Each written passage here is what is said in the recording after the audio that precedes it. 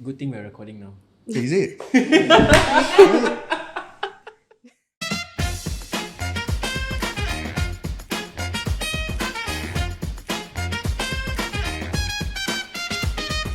Business Lab. Hi, food enthusiasts. Welcome to another episode of the Business Lab. Now, this podcast is sponsored by none other than our venue partner, Craft by 3, and of course, our people who make the media magic, none other than Studio 5 Corp. So thank you so much for our sponsors.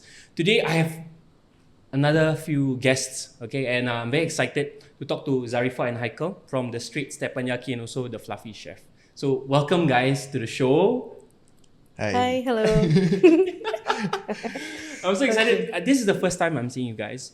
And I think the viewers have a lot of questions, so I'm going to go into it. But first, a little bit about them if you don't already know.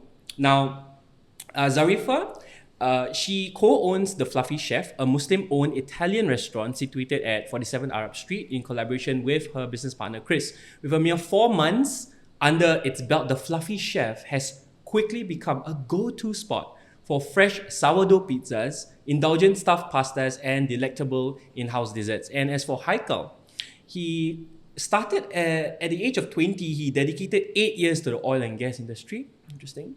And then he contributed his expertise on an international scale. Following that, at 28, he wanted a more balanced life. Interesting. And of course, entrepreneurial pursuits prompted him to establish something that specializes in pressure testing, leak testing, and fabrication offshore. And from there, he transitioned so much into now he's in the F&B outlet and the business that he runs, the Straight Teppanyaki. I'm so excited to have you guys. Thank you for Yeah, having we're us. excited to be here. Amazing. Today, we're going to talk about this thing called the MOE, the Muslim-owned establishment. Right? And I think it's something that might be on people's minds. What is this MOE? Now, who are our listeners? They're probably startups. They're probably people who have never started a business before, or they are experienced. Okay? So I think before we even go into MOE, let's kickstart with a little bit about what is the offer that you guys feel your brand or your F&B businesses bring to the market. Right? Let's start with maybe Zarifah. Like for yours, the Fluffy Chef, what inspired you to start it? Okay, so what inspired me was Fluffy Chef was a dream of mine when I was 12. So I've always wanted a restaurant named The Fluffy Chef. And the person that inspired me was my mom. Yeah, because she from last time keep pushing me into the culinary world. Yeah, when I went to ITE and all that. Yeah, so and also the Fluffy Chef, we do Italian cuisine where I like to do fresh sourdough. So I play around with sourdoughs. We have many types like beetroot sourdough, spinach sourdough, and a normal basic sourdough. So and also we do fresh stuffed pastas also. Yeah, What's your favorite? my favorite Out of all, yeah. out of all, hard. Be lasagna. I mean, in the Italian cuisine will be like lasagna and also pizza. Yeah. Okay. When you first started, was it something that you immediately know what to do, or is it something like, hey, you had to stumble your way? How is the initial phase like for you? Initial phase, before I joined the industry, I had a few phases where I wanted to become a manicurist, someone who does like makeup for people, Yeah. MUA and all that. But in the end, I got stuck with this culinary because I love cooking and I love to watch Rachel Ray. She's like the OG of TV shows. OG. Yeah. So it was up and down, but I somehow stuck to culinary. Okay. And it sounds like you went through quite a journey to get to where you are. Yep, I did. I went through ITE. After ITE certification, I begged my mom to put me through Sunrise. So, yeah. Because she wanted me to go to another way, which was more to chemical science, which I'm not into science. I'm not into theory, I'm more to practical. So, yeah, I showed her that I went through Sunrise and got like pretty good results. So, okay. Yeah. I love that. I love that. Pressure from parents will always be there. And expectations and being Asian culture, right? So, Yeah. you respect, your parents, at the same time you have dreams, Yeah. and you pursued it. Mm-hmm. Sounds great. How is it like for you, Haikal? Culinary is not my expertise, but it's more towards my wife. Okay. And but we both love to eat, especially teppanyaki. So maybe the question people ask, why teppanyaki, right? So teppanyaki basically is a non-halal cuisine in Singapore, especially. So for I think past 3 years, it started to, most of the teppanyaki start to convert into halal. But 3 years ago, not much. I think we are the second one or the third one. Yeah. So last time the closest is either JB or KL, right? But so when we enter the teppanyaki market, we also want to make it different. As you know, a lot of our cuisine in Singapore is all fusionized, right? So we did a lot of R&D here and there. We got friends, family come together, and a lot of R&Ds, to come into this. So basically, the Straits definition for us is fusion, right? So the Straits teppanyaki. So for the past 3 years, so far, I can see we are well accepted. Alhamdulillah. Alhamdulillah. And but we keep on growing.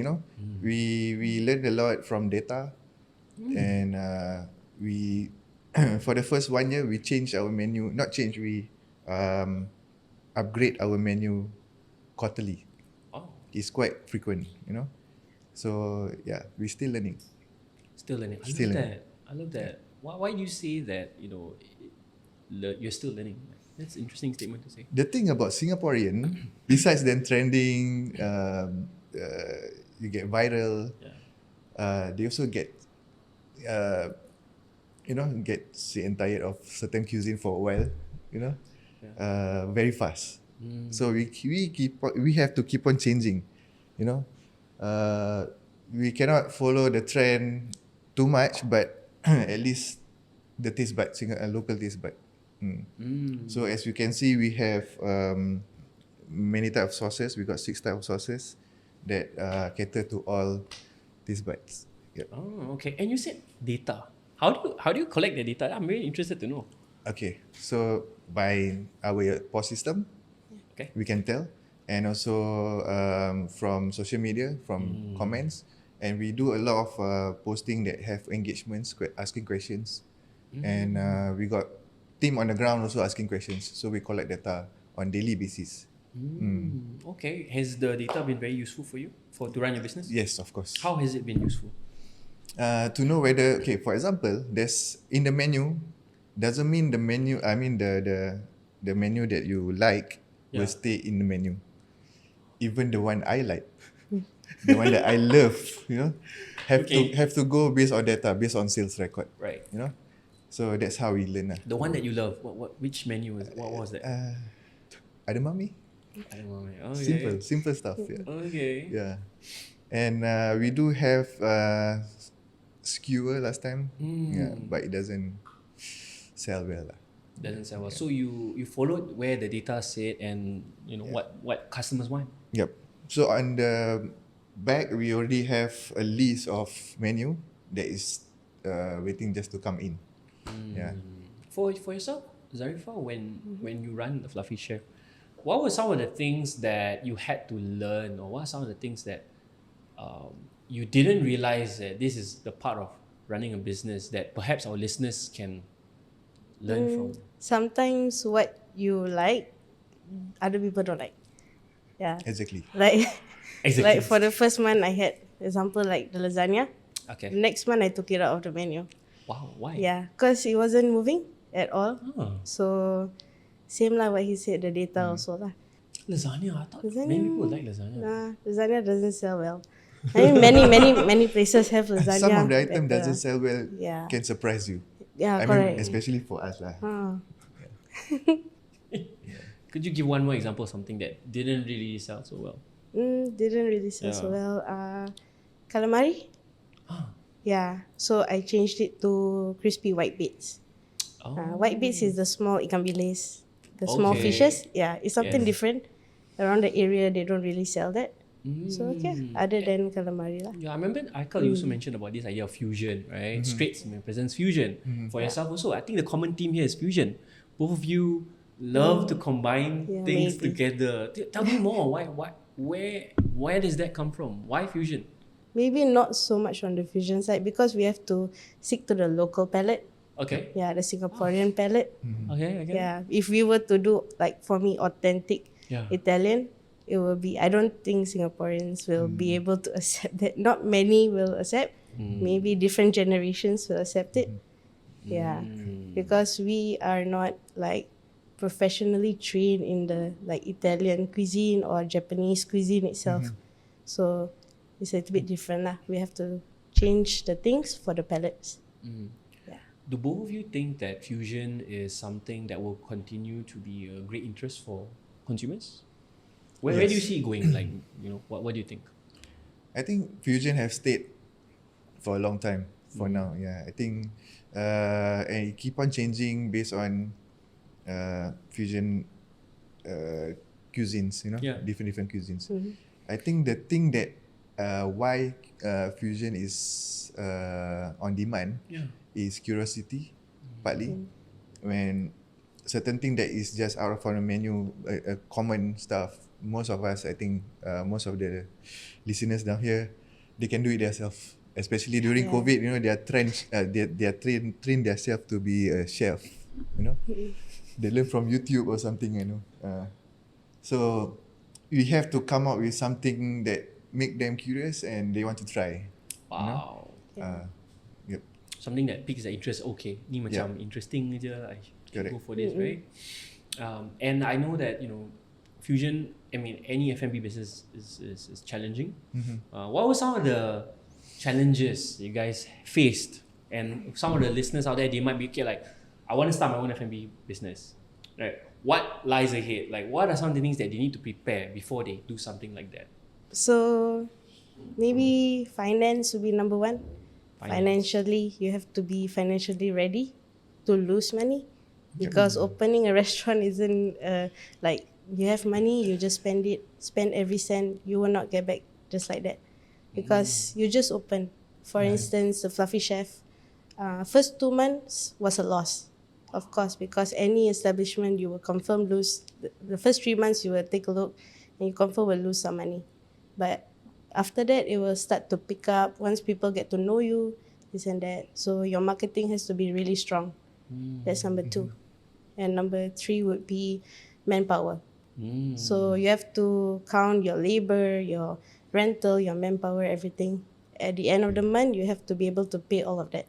So that's your main goal at the end of the month. Don't look at profit yet. Profit is 1 year later, 2 years later. You take a look at the profit. So finance, marketing, and manpower. Yeah, of course. Okay. Hope that answers some of the questions. How about yourself, Haikal? To touch up a bit, costing. Cost. No matter how high your revenue is, if your costing is just alongside, no point. So costing play a big role. Manpower, like what she said. Even choosing your location based on rental, does it make sense in the first place to get that location? Because rental based on location is normally based on traffic, human traffic. So like myself, I spend a month just doing clocking human traffic. Wow. Yeah, not trafficking. So You I really like literally set near to I got 3 locations at that moment, all in Kampung Gelam, but different streets. So I did my clocking based on lunch crowd, dinner crowd, So the location that I selected is actually the most expensive one, but it made sense because of the traffic. Right. So that part you need to do your research yourself. Don't just listen to people because it's your money. Yeah. Is by the time you want to back out, it's a bit too late. So do your own research and study your costing properly. Haikal, it sounds to me because you had like years of experience oil and gas industry. Yep. It sounds like you learned this clocking thing back at work. You're applying what you learned there, is it? Not really. Where did that come from? The desire to clock. I don't think everybody has that mindset. I think it's just the price difference is quite a lot from one state to another. Okay. You know, so it have to make sense somewhere. Yeah. So I need to find out myself. So when people say, "Oh, this place is expensive because of the traffic," I need to find out myself. Yeah. Wow. So example like Haji Lane. Okay. If you guys are familiar, in Kampung Gelam, Haji Lane, Baghdad and Busra. Yeah. Traffic number one is Baghdad, Right. but because it's kind of like interchange, people cross the street. But doesn't mean it's a buying crowd. Yeah. So maybe if you can do a takeaway ice cream or something, it can be advantage. But Haji Lane is very low traffic in the first place. Second, it's not really a buying crowd. They go there just to take pictures, hang out. It's the coolest street in Kampung Gelam lah, basically. I see. So what we need is people to spend, not to just look, see, you know. And so then I learned that Busra is actually where the footfall is. Sorry, I love how you've like really segmentized. You've done your homework. It's amazing. Yep. Yeah. So that is very important because you're not signing a deal like 3 months or 6. Your money can finish really fast if you know things went bad. Yeah. Zarifah, is it the same case for you? Like, what kind of like study you have to do? You know, and what made you want to go for the MOE, that Muslim-owned establishment? Maybe you can share a little bit about that. Yeah. What made me want to get the MOE was, it was another like certification other than halal MOEs. Yeah. Yeah, because it's a lot more affordable, to be honest, and it's just to make sure that my consumers feel trusted that we are halal, to show, because before I had the certification, we ran 2 weeks while waiting for the certification to arrive. So everyone that came in was like, is this place halal? Keep asking. Even though we had like workers, Muslim workers around. So once we got the halal certification, the MOE, then people just started coming in without any questions asked. But some of them do ask, but yang was will still ask lah. Yeah. So you feel that it's about trust? Yes. Mostly trust.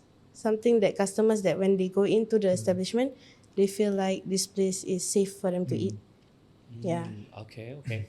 So I'm sure there's some people out there, they have it in their minds like, okay, I love food. Maybe I went to a school like yourself and I want to start something. What would you say to someone out there who wants to start something? What would your advice be for someone like that, knowing what you know now? Start small. Don't jump into the deep pool yet. You start small. You start with online, then you start to get profits, start to get loyal customers. Build your base first. After building your base, then maybe you find a good location where you can expand yourself. And then if, like say for me, in the future, I do take a look at, hoping to take a look at more to central kitchen, to catering. So that's how growing is. Like, you have to think ahead. Once you start small, then you start thinking of the future, what your company should be. Start small, think about the future. I love your confidence and it's like this desire to grow. Like, where does that come from for you? What do you tap into when things get tough? I tap into my family, most likely. Family? Yeah.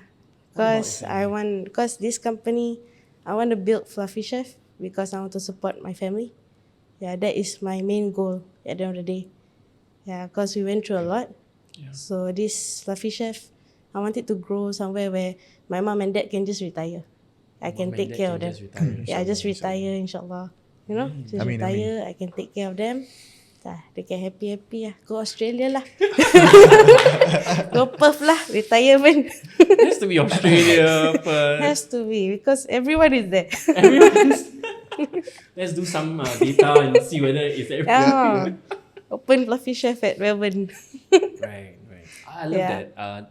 Finding your why. Mm. You know, what's your why for Haikal? What do you think? Like for her, family. I'm sure family is a big part of your life as well. Of course, I You think most of us are family, Mm. and after that, when you open your own restaurant, then your team. Tell me more about that. Yeah, this one I actually don't know until I have my own team. Okay. Then it become my second priority right now. Besides the family, so they are like family already. Yeah. And the hardest part to fail is actually to fail your team, your Hardest second part to family. fail. Losing money is another story, but losing the team, the hope that we have, all the drive we have, is another story. It's quite painful. Yeah, because I went through the no dine-in period. We opened up after the first lockdown. So we went through the second lockdown.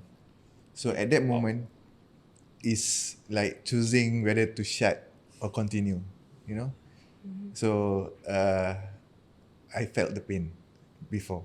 Yeah, but we decided, I don't say that I've made the right choice to continue. So basically, we reinvested just after 6 months. Yeah, just to continue. But Alhamdulillah. It sounds like there was a pivotal moment in the business. Yep. Very. But the positive, we learn a lot. Because to be honest, my first 6 months, revenue was great, but net profit wasn't that good because of our over manpower, costing wasn't that great. So during that moment, we kind of we have a lot of time. There's nothing much to do, so we really dig on costing. We re-strategize, and we learn a lot from that small period of time. So it's good to read the data. It's good to know your costing. Yep. So that's the language of business, yeah?